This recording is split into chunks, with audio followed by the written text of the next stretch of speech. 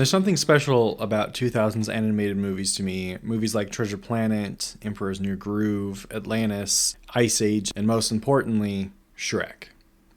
It could be nostalgia, but I think there's something different about these movies that make them so special. And not just for me, but for so many other people. So today, I wanted to talk about some of these movies that I think defined 2000s animation and their storytelling and the cultural impact of some of them. I think something that defined these 2000s movies was a sense of wonder and adventure. Looking at Atlantis and Treasure Planet specifically, because these are the ones that I think are touted as the most uniquely 2000s and special. Both of these films have a strikingly similar structure across their three acts. They both establish a legendary location, the city of Atlantis and the lost planet of Treasure Planet, and introduce the hero, his companions, and a significant character that they leave behind early on.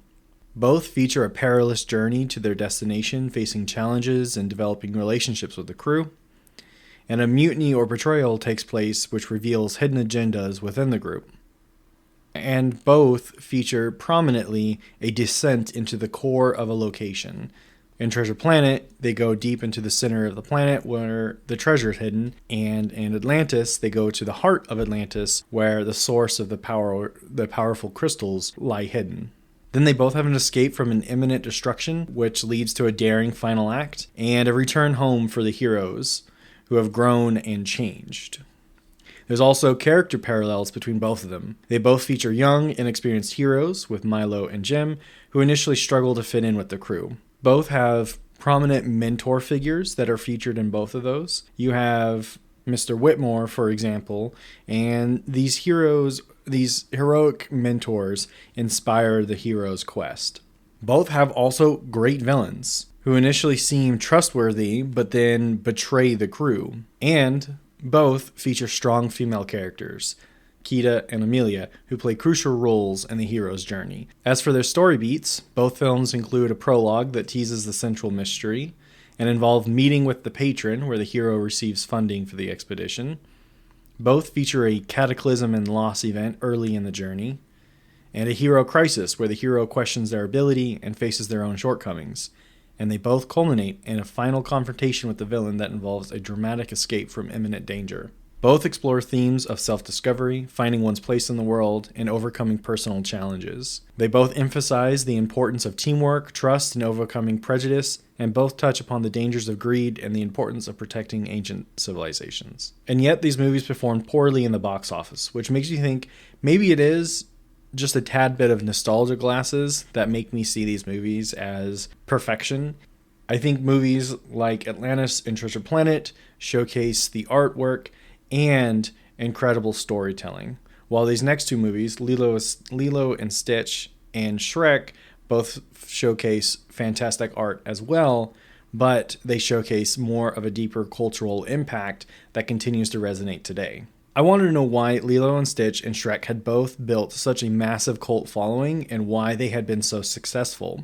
And looking at Lilo and Stitch, there are unique and relatable characters. Stitch is an anti-hero who is very unlike typical Disney protagonists. He's mischievous, destructive, and initially driven by chaos.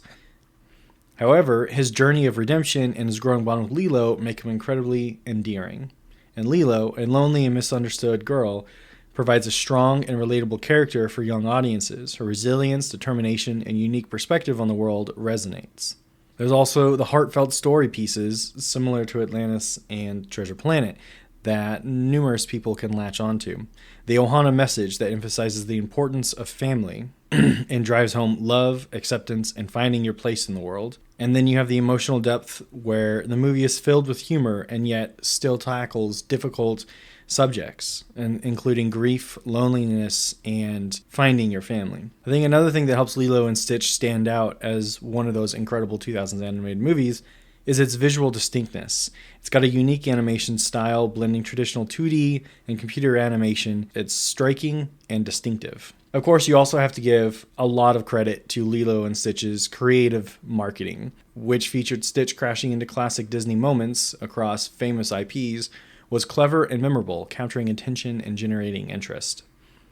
And there is the cross-generational appeal, where Lilo and Stitch resonates with audiences of all ages, from young children who connect with Stitch's mischievous nature to adults who appreciate the film's deeper themes and emotional resonance, and the difficulties that Lilo's family undergoes in securing themselves and providing a healthy home. All of this lends Lilo and Stitch to not just being cross-generationally appealing, but also its ability to create a deep cult following that itself props up Lilo and Stitch the movie, but also, I believe, bleeds into other 2000s animated movies and helps showcase the brilliance of 2000s animation. And then we have Shrek to hammer in the cultural impact of what these movies sprung. There's no better example than a cult following developed from a 2000s movie than Shrek. The movie used subverted fairy tales with unconventional heroes and satire, social commentary on prejudice and social acceptance, and irrelevant humor to maximum effect,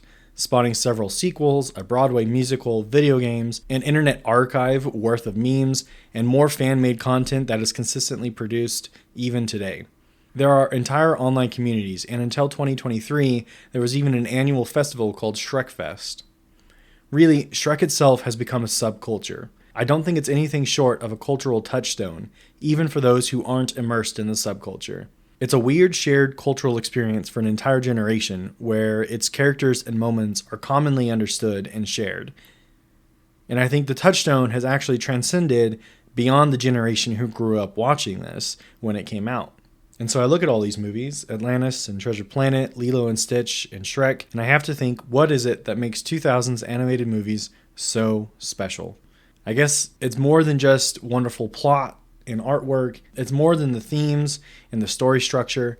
What it comes down to is 2000s animated movies' unique ability to develop cult following through a culmination of all of these reasons that individually would make each of these a great movie. And thus we have the lasting and widespread cultural impact of 2000s animated movies, all of which I grew up deeply appreciating, and I was glad for the opportunity to get to research each of these movies just a little bit deeper to share with all of you.